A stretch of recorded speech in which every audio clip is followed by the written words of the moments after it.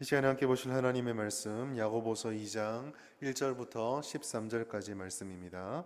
야고보서 2장 1절부터 13절까지 말씀, 제가 가진 성경으로 신약성경 372면에 있습니다. 성경과 자막을 보시면서 함께 합독하도록 하겠습니다.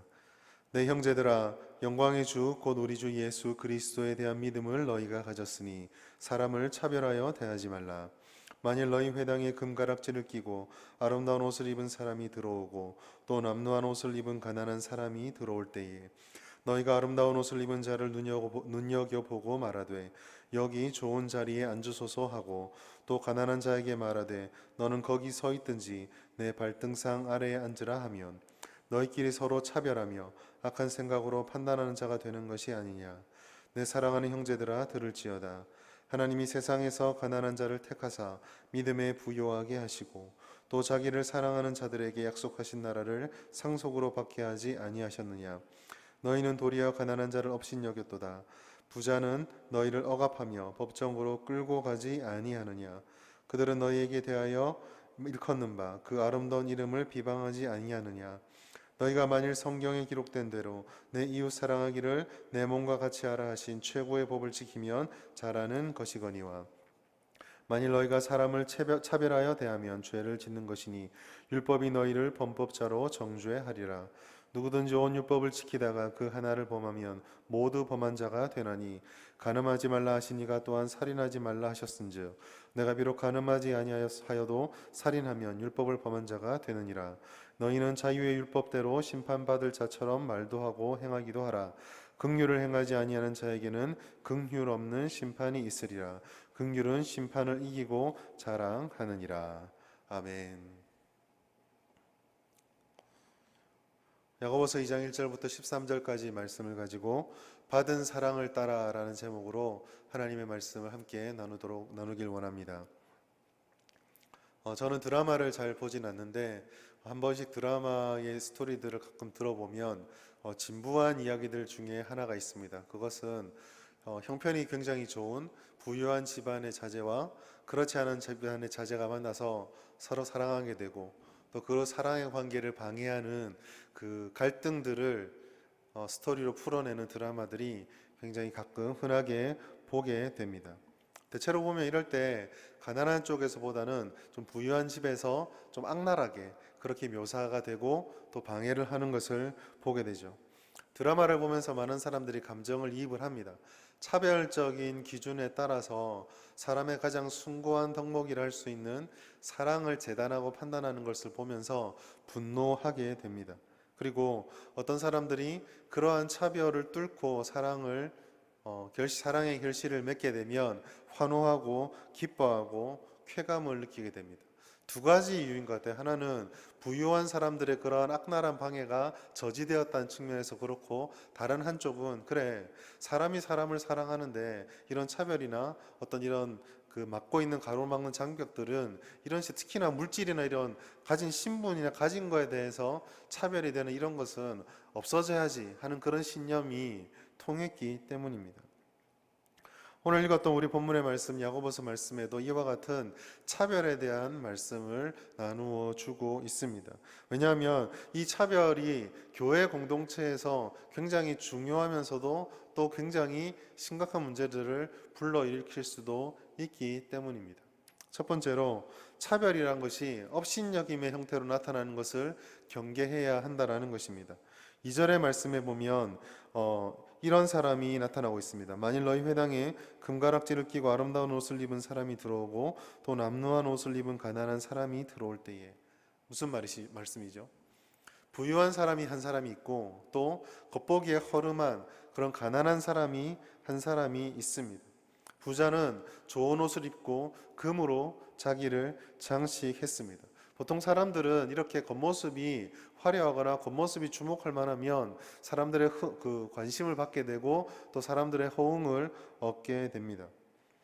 반면에 남루한 옷을 입은 사람도 동시에 그와 함께 있었다라고 말하고 있습니다. 여기 성경에서 남루하다고 말하는 것은 그냥 이렇게 좀 초라하고 허름한 정도를 말하는 것이 아니라 누가 보아도 저 사람 옆에는 가기 싫어 라고 느껴질 정도로 허름하고 때로는 냄새가 날 수도 있고 때로는 사람들이 거부할 만한 그런 외관을 갖추었다라는 것을 의미하고 있습니다. 오늘 이 말씀에 보시면은 이와 같은 차이 속에서 다른 반응이 나타나고 있습니다. 사람들은 부유한 옷, 아름다운 옷을 입은 자에게 상석에 앉으라, 좋은 자리에 앉으라 라고 말하고 있습니다. 그러나 반면에 남루한 옷을 입은 자에게는 거기에 서 있든지 아니면 내 발등상에 앉든지 그렇게 하라라고 말씀을 하고 있습니다. 남루한 자에게 했던 이 말은요, 사실 우리가 조금 그 당시의 문화를 생각하면 굉장히 충격적인 말입니다. 한 집에 손님들이 찾아옵니다. 그 손님들이 찾아와서 손님들을 접대하고 대접하는 것이 이스라엘의 굉장히 중요한 문화였거든요. 그런데 그렇게 접대하고 그렇게 사람들에게 이렇게 섬기는 자리에 있을 때에 서 있거나 아니면 발등상에서 사람 발을 씻겨주는 사람이 있습니다. 누굽니까? 바로 그 집의 하인들입니다. 즉 무슨 말입니까? 거처람이 그렇다 할지라도 그 집에 손님의 형태로 두 사람이 왔는데 한 사람에게는 극진한 손님의 대접을 하는데 다른 한 사람에게는 마치 자기 집의 하인처럼 대접을 하고 있는 것입니다. 성경은 이것을 악하다라고 정죄를 하고 있습니다. 여기서 주는 메시지는 굉장히 분명합니다. 겉으로 드러나고 있는 조건과 환경에 따라서 사람을 업신여기거나 사람들에 대한 판단의 기준을 달리하거나 대접을 달리하는 것, 그런 차별이 사람들의 비록 악한 본성과 연약함 때문에 나타날 수 있는 현상이긴 하나 그걸 당연하게 받아들일 수는 없다라는 것이죠. 그런 차별, 업신여김, 눈에 보이는 것을 좋아하는 대로 행동하고 반응하는 것을 성경은 옳지 않은 죄다라고 말씀하고 있다라는 것입니다. 세상 사람들이 비록 그렇게 한다 할지라도 교회 안에서 이와 같이 겉모습과 혹은 여러 가지 보여지는 것들에 의해서 사람의 가치를 판단하는 것은 결코 있어서는 안 되는 일입니다. 오히려 교회는 세상에서 그러한 가지지 못한 것, 연약한 것, 부족한 것들 때문에 상처받던 사람들이 유일하게 위로를 받고 대접을 받고 사랑을 받을 수 있는 곳이 되어야만 합니다. 우리 안에 업신여김이 있는지 혹은 다른 사람의 외모만 바라보면서 우리들의 기준에 따라서 판단하는 기준들이 공평하지 못한지를 돌아볼 필요가 있다는 것입니다. 두 번째로 이와는 다르게 업신여김으로 나타난 차별과 다른 역차별 역시 교회에서 경계해야 합니다. 어떤 걸까요? 교회에서는 또 이제 사람들의 공동체에서는 이렇게 허름하고 다른 사람들 바라볼 때에 좀 이렇게 남루해 보여서 혐오할 만한 사람들, 그렇게 연약한 사람들만이 차별을 받는 것은 아닙니다. 반대로 보았을 때에 누가 보아도 사람들에게 호감을 받을 만한 사람, 누가 봐도 사람들이 좋아할 만한 사람 역시 차별을 받고 있습니다. 오늘 여기 성경의 본문의 말씀 그대로 단어를 쓰자면 부유한 사람, 그리고 금관악지를 끼고 아름다운 옷을 입은 사람 역시 차별을 받을 수 있다는 것이죠. 물론 이 차별은 그 겉모습 때문에 사람들에게 초라하게 인식받고 하대받는 사람들이 받는 인격적인 차별과는 조금 다릅니다. 어떤 측면일까요? 때로는 우리가 인간이 살아가면서 사람들의 사회 속에서 내 기준이나 아니면 보편적인 기준으로 보았을 때에 부유해 보거나 아니면 괜찮아 보이거나 여유 있어 보이는 사람들을 향한 안일한 대응, 그 사람의 문제와 그 사람들의 삶의 고민들을 진지하게 묵상하고 진지하게 관심 가지지 않는 무관심의 역차별이 발생할 수가 있습니다. 어떤 것일까요? 가령 어떤 한 부유한 사람이 있다 합시다. 그럼 그 사람을 바라보는 사람이 이렇게 쉽게 얘기하지 않습니까? 야, 너는 물질도 많고 부유하고 집에 아들도 잘 다는데 무슨 고민이 있냐? 라고 말해버리는 것이죠. 배가 부르니까 네가 그런 소리를 하는 거야. 네가 지금 배가 부르니까 그게 힘든 거지. 내 입장이 되어봐. 라고 이야기를 하는 것입니다. 그런 고민도 아니야. 그런 거는 걱정할 것도 아니야. 그거는 상처도 아니야. 라고 선을 그어버리는 것이죠. 그것은 역차별입니다.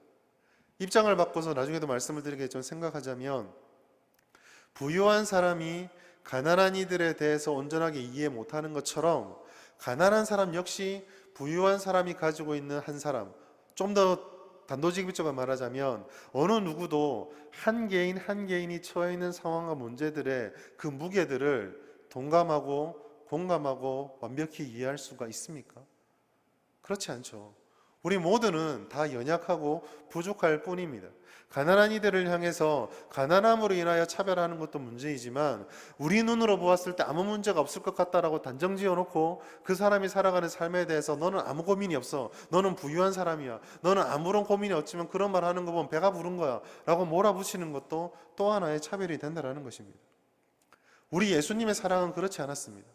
우리 예수님께서는 가난한 자들만을 사랑하셨습니까? 예수님의 제자들 속에서는 부유한 자들이 없었습니까? 아리마대 사람 요셉은 어떻게 되는 것입니까? 자주장수 루디아는 어떻게 되는 것입니까? 모든 사역 가운데 수많은 사람들의 물질로 도움을 주었던 그 부유한 사람들에게는 예수님의 사랑이 필요 없는 것이었습니까? 가난하거나 부하거나 건강하거나 연약하거나 마음이 든든하고 단단한 사람이거나 심리적으로 연약한 사람 모두에게 다 하나님의 사랑은 필요한 것이죠. 교회는 그와 같은 차별 없는 하나님의 사랑을 받은 곳이고 성도는 그런 사랑을 받은 존재예요. 따라서 교회와 성도는 그와 같은 사랑을 차별 없이 전해주고 받는 곳이 되어야만 합니다. 모든 사람에게는 우리를 구원해 주시는 예수 그리스도의 은혜와 또 그 구원을 이어가시고 지켜주시는 하나님의 은혜가 동일하게 필요하다는 것이죠. 하나님의 은혜는 필요하지 않은 사람이 아무도 없습니다. 특별히 일반 은총뿐만 아니라 특별한 구원의 은혜를 받았던 교회는 이와 같은 보편성과 하나님의 사랑의 평등함이 훨씬 더 강력하게 요구되고 있습니다. 그러나 오늘날 이 땅을 살아가는 많은 교회와 성도들 역시 세상 가치 속에 영향을 받았습니다. 세상의 가치의 특징이 무엇입니까? 물질주의, 성공주의, 드러나는 열매와 결실에 따라서 사람의 가치를 판단하는 것, 그것이 세상의 가치 아닙니까? 직장만 생각해 보십시오. 직장에서 아무리 과정이 정당하고 올바르더라도 회사에 손해를 끼치면은 그 과정이 올바르다고 해서 그 사람의 가치를 높이 인정해 주나요? 오히려 우리가 드러내놓고 말하지 못하지만 회사에 이익만 끼친다고 한다면 적당한 수준의 편법은 눈 감아주는 것이 이 세상의 문화 아닙니까? 어쩌면 우리도 그런 문화 속에 노출됐기 때문에 하나님의 사랑을 드러내고 하나님 안에서 관계를 맺어가는 우리의 관계조차 이와 같은 영향을 조금 받고 있는지도 모릅니다. 대학을 합격을 하고 좋은 직장에 취업을 하고 좋은 결과를 맺어야지만 하나님의 영광을 받고, 그렇지 않은 지체들은 교회 안에서 뭔가 죄 지은 것처럼 인정을 받고 뭔가 드러내놓고 말하지 못하고 뭔가 숨기게 되는 그런 모습들은 우리의 연약함 때문이기도 하지만 한편으로는 그런 것을 드러내지 못하는 우리 공동체의 책임도 아닐까 생각하게 된다는 것이죠. 우리는 모든 사랑을 바라보고 모든 사람을 바라볼 때에 예수 그리스도께서 영혼을 바라보는 방식, 그 방식을 벗어나서 바라보아서는 안 되는 것입니다. 예수님께서는 사람을 바라보고 영혼을 구원하고자 할 때 그가 가진 것, 그의 됨됨이, 그의 형편을 보고 기준을 삼지 않으셨습니다. 하나님께서 영혼을 선택하셨고 그 택하신 영혼들이 어떤 상황 가운데 있을지라도 끝까지 사랑하셨던 것이 예수님의 사랑의 방식이셨습니다. 그곳에는 말만 앞서는 베드로도 있었고 사랑이 있는 연약한 요한도 있었으며 우레와 같은 성정을 가진 제자들도 있었고 도망치는 제자들도 있었고 심지어 비록 끝에는 배반을 하였지만 겉과 속이 다른 위선자와 같은 사람도 예수님의 사랑을 받고 있었습니다. 우리에게도 이런 눈이 필요합니다. 연약하고 가난한 자, 사람들에게 대접받지 못하는 자가 받는 차별을 면밀하게 관찰하고 바라보는 그런 측은한 마음, 동정의 마음, 긍휼의 마음도 필요하나 동시에 우리 가운데 괜찮을 거라는 무관심 뒤에서 혼자 울부짖고 있는 사람은 없는지, 저 사람은 괜찮을 거라고 생각하는 가운데 우리도 모르게 차별 가운데 밀어놓고 있는 사람은 있지는 않은지 돌아볼 수 있어야 한다는 것이죠. 그러기 위해서는 우리 안에 하나님이 주시는 사람, 하나님이 주신 그 영혼을 바라보는 눈으로 사람들을 바라볼 수 있는 은혜가 회복되어야 할 것입니다. 오늘 이러한 은혜와 은혜의 눈이 우리 가운데 가져지게 되기를 주님의 이름으로 축원합니다. 그렇다면 이와 같이 업신여김의 차별과 역차별을 발생시키지 않기 위해서 우리가 힘써야 될 것이 바로 무엇일까요? 그것은 내 이웃 사랑하기를 내 몸처럼 사랑하라는 주님의 말씀을 따라서 우리의 삶을 빚어가야 한다는 것입니다. 한 영을 그 자체로 볼 수 있는 길을 오늘 말씀 야고보서 2장 8절에서는 이렇게 말씀하고 있습니다. 야고보서 2장 8절입니다. 너희가 만일 성경에 기록된 대로 내 이웃 사랑하기를 내 몸과 같이 하라 하신 최고의 법을 지키면 잘하는 것이거니와. 방금 읽었던 야고보서 2장 8절의 말씀은 야고보가 만들어서 깨달았던 독특한 가르침이 아닙니다. 이것은 벌써 예수님께서 우리들에게 주셨던 말씀입니다. 마태복음 22장 39절 말씀입니다. 같이 읽겠습니다. 둘째도 그와 같으니 내 이웃을 내 자신같이 사랑하라 하셨으니. 아멘. 하나님께서 우리에게 주신 말씀이 무엇입니까? 하나님께서 사랑을 말할 때 우리에게 주신 말씀, 그것은 내 이웃을 사랑하되 자신의 몸을 사랑하듯, 자기 자신을 사랑하듯 사랑해야 한다라는 것입니다. 이것이 하나님께서 원하는 사랑의 제1원칙입니다. 우리가 따라가야 될 율법의 가장 중요한 가치라는 것입니다.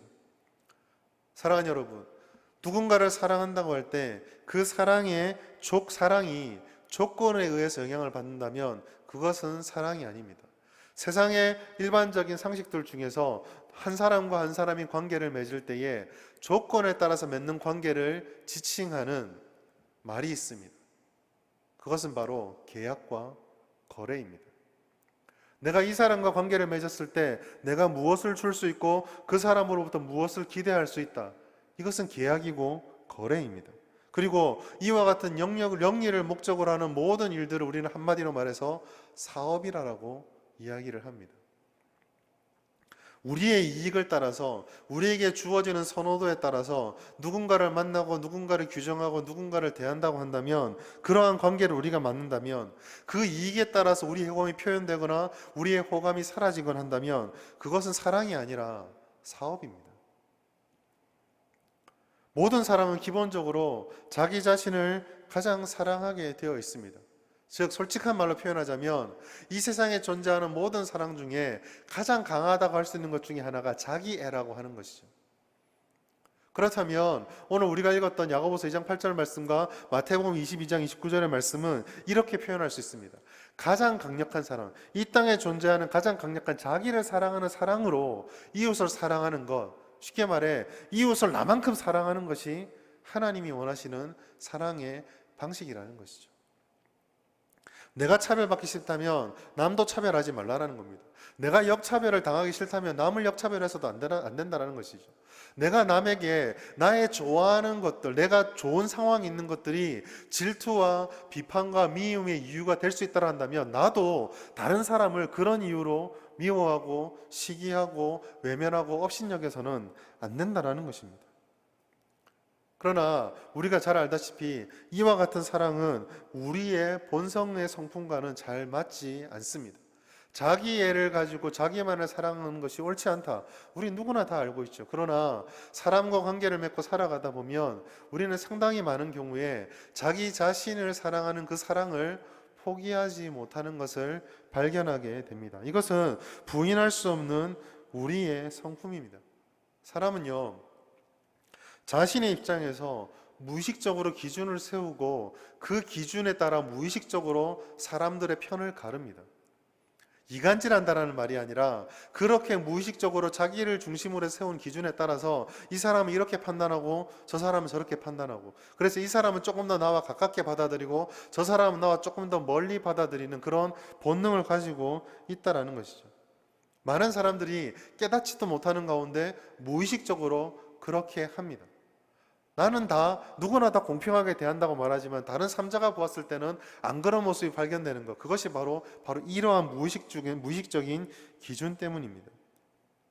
그렇게 기준을 세워서 관계를 맺다 보면은 똑같은 상황, 똑같은 사건, 똑같은 일에 대해서 누군가에 대해서는 좀 더 많이 이해해주고 좀 더 많이 참아주고 좀 더 많이 받아들여주지만 또 다른 사람에 대해서는 전혀 받아들여주지도 않고 너무나 가혹하고 너무나 냉정하고 너무나 올곧게만 반응할 수 있다는 것이죠. 하나님께서 내 자신을 사랑하듯이 내 이웃을 사랑하는 것이 결코 쉽지 않은 이유입니다. 그렇기 때문에 우리는 그냥 말씀만으로 하나님께서 나를 사랑하듯이 내 이웃을 사랑하랬으니까 이웃을 사랑하면 돼 라고 던져놓는다고 해서 이와 같은 사랑을 할 수는 없습니다. 그렇다면 이것은 우리에게 불가능한 것입니까? 그렇지 않습니다. 이와 같은 사랑을 우리의 힘만으로는 감당할 수 없지만 우리가 그리스도인이기 때문에 이와 같은 사랑을 기대할 수 있고 또 추구할 수 있게 됩니다. 그것은 바로 우리에게 주셨던 주님의 은혜를 기초해서 사랑할 수 있기 때문입니다. 말씀 세 구절을 연달아 읽을 텐데요. 마태복음 23장 37절, 요한일서 4장 10절, 요한일서 4장 19절입니다. 한 절 차례대로 보겠습니다. 예수께서 이르시되 내 마음을 다하고 목숨을 다하고 뜻을 다하여 주 너의 하나님을 사랑하라 하셨으니. 아멘. 요한일서입니다. 사랑은 여기 있으니 우리가 하나님을 사랑한 것이 아니요 하나님이 우리를 사랑하사 우리 죄를 속하기 위하여 화목제물로 그 아들을 보내셨습니다. 19절입니다. 우리가 사랑함은 그가 먼저 우리를 사랑하셨습니다. 아멘. 마태복음과 요한일서를 통해서 공통되게 해주는 말씀이 무엇입니까? 이웃을 사랑하는 그 사랑의 근본적인 원료, 기초적인 원료, 근원은 우리의 성품과 자질에 있는 것이 아닙니다. 어쩌면 우리의 성품과 자질만을 기대한다면 그곳에서는 이와 같은 온전한 사랑을 결코 볼 수 없을 것입니다. 교회 공동체가 성도들이 관계를 맺고 살아가며 그러한 사랑을 기대하고 또 추구할 수 있는 근본적인 이유는 하나님께서 우리에게 베풀어 주신 그 사랑이 기초가 되기 때문입니다. 그리고 우리가 그 사랑을 추구하고 달려갈 때에 먼저 우리가 힘써야 될 것은 하나님의 사랑 앞에 우리 자신을 노출시키고 그 하나님을 사랑하기에 우리 힘을 다해 힘써 노력하는 것입니다. 교회라는 곳, 성도라는 공동체는 그리스도로 인하여 믿음 가운데 형제가 되고 자매가 되고 가족이 된 공동체입니다. 세상에서 환영받는 그 어떤 기준들도 우리들을 판단하고 우리들을 규정지어주고 우리들을 묶어주는 띠가 될 수는 없습니다. 오직 우리를 하나의 띠로 묶어주는 것은 우리를 사랑하사 독생자 예수 그리스도를 보내주셨던 하나님의 그 일방적이고 자격 없고 차별 없는 그 사랑, 그것이 시작입니다. 그 사랑을 받은 우리들이 우리가 죄인되음을 깨달으면서 하나님의 사랑 앞에 우리 자신을 드러냈을 때에 아무것도 자랑할 것이 없고 그 사랑의 빛 말고는 우리 가운데 남은 것이 없다는 것을 깨닫게 됩니다. 그런 부채의식이 다른 이들을 향한 하나님의 뜻을 전한다는 그 입장에서 하나님의 뜻과 명령을 지켜가는 그 사랑의 눈으로 바라볼 수 있게 만들어주는 것이죠. 때로는 사람이기 때문에 그런 관계 속에서 다른 이에게 상처받게 되고 다른 이에게 이해할 수 없는 모습을 발견할 수도 있습니다. 그러나 우리가 하나님을 사랑하라는 그 말씀 앞에 순종하게 되면 그 사랑으로 인하여 저 사람들의 약점을 바라보고 저 사람들의 나쁜 점을 바라보면서 동시에 우리가 그랬음을 깨닫게 되는 것이죠. 나도 죄를 지었음을 깨닫게 되기 때문에 상대방과 공동체 속에서 발견되는 약점은 미워하고 시기하고 질투하고 버려버려야 될, 내가 분노하고 내가 그것을 평가할 대상이 되는 것이 아니라 나를 비추는 거울이 되어버리는 것입니다. 기도 제목이 되는 것이고 더 사랑할 수 있는, 더 하나님의 은혜를 구하는 이유가 되게 되는 것이죠. 이것이 공동체 안에서 사랑을 베푼다고 말할 때의 사랑의 기본적인 형태입니다. 원하는 방식을 정하고 대상을 정하고 기준을 정한 가운데 그에 합한 사람을 택해서 사랑하는 것은 성경이 말하는 사랑이 아닙니다. 야고보서에서는 부자와 가난한 자만 말했지만은 이것은 좀 더 넓게 말해서는 부유함에 대한 문제뿐만 아니라 한 사람의 성품과 상황에 대한 문제가 될 수도 있습니다. 개인의 기대, 나를 만족시켜주고 내가 그곳에서 따뜻함을 느끼는 것만이 사랑이다라고 생각한다면 그것은 결코 바르지 않습니다. 사랑의 진위는 어떨 때는 나에게 기쁨과 즐거움과 나를 만족시켜주는 것으로 다가올 수도 있으나 어떤 경우에는 나를 힘들게 하고 나를 아프게 하고 내가 원하지 않는 방식으로 다가올 수도 있습니다. 왜 그렇습니까? 하나님께서 우리의 기준과 전혀 다른 하나님께서 사랑의 뿌리이자 기준이 되시기 때문입니다. 그러므로 그 사랑의 모습 속에는 갈등이 있을 수도 있습니다. 때로는 오해가 생길 수도 있습니다. 때로는 미움이 생길 수도 있습니다. 그러나 그것은 우리가 서로를 사랑하지 않기 때문이라기보다는 사랑해야 된다고 생각하고 사랑의 마음이 있음에도 불구하고 우리의 연약함과 부족함 때문에 때로는 그 사랑에 감정이 끼어들고 때로는 그 사랑의 자신의 기준이 끼어들어서 그 순도가 떨어지기 때문이죠. 이것을 우리가 깨닫는다면 공동체 안에 사랑의 공동체를 이루기 위해서는 이와 같은 불순물이 찾아오는 것을 경계하고 밀어내야 됩니다. 또한 그러한 상황이 찾아와서 우리가 넘어지려고 할 때에 그 빈틈을 차고 들어와 우리들의 마음을 흔들고 우리를 넘어뜨리고 우리들에게 잘못된 선택을 강요하게 만드는 사단의 유혹을 분별해서 그 음성에 귀를 기울여서는 안 됩니다. 져서는 안 된다. 넘어져서는 안 된다. 거기서 밉보여서는 안 된다. 네가 이익을 포기해서는 안 된다. 너는 지금껏 많이 참았다.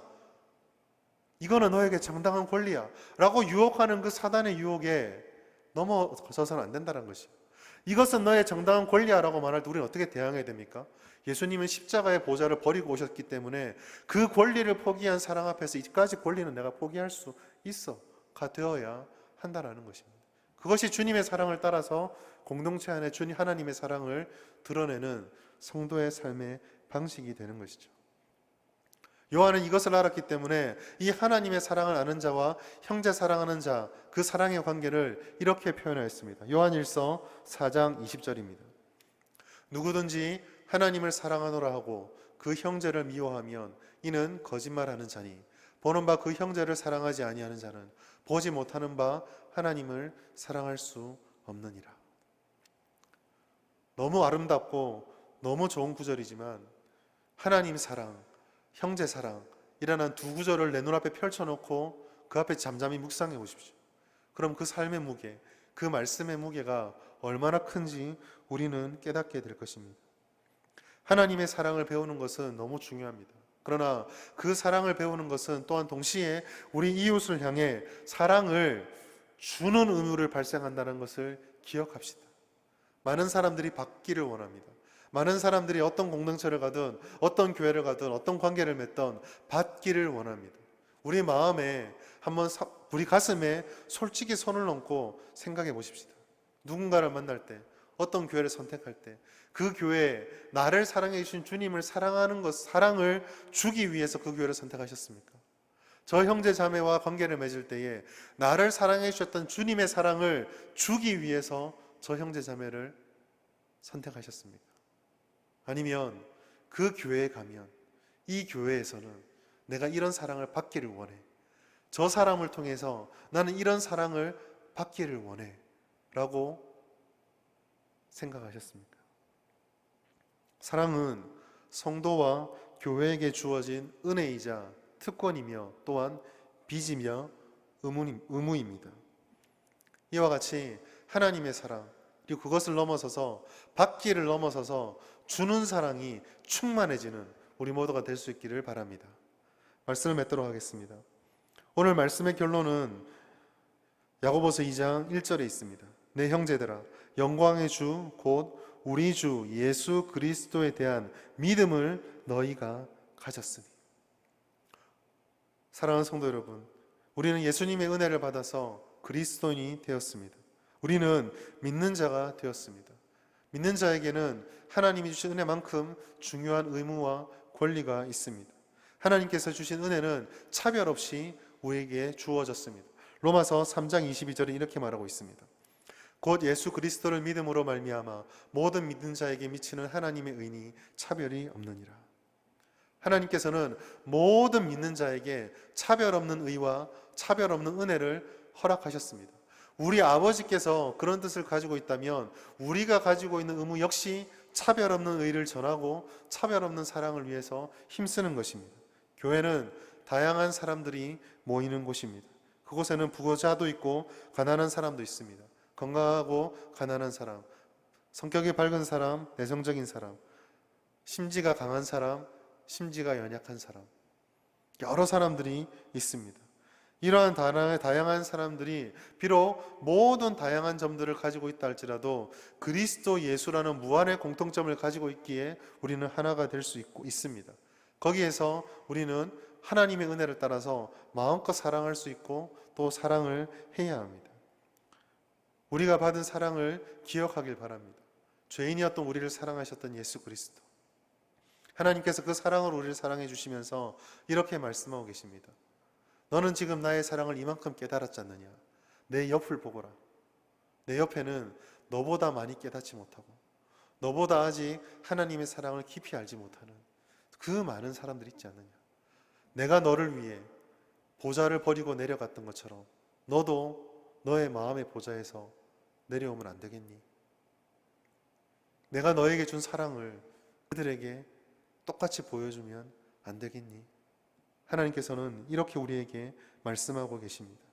우리가 받은 큰 사랑을 받으시면서 기억하시면서 그 사랑에 감사하는 마음을 가지고 받은 사랑을 따라서 우리 성령교회 위에 모든 공동체 위에 이 은혜 사랑이 풍성하게 넘치길 바랍니다.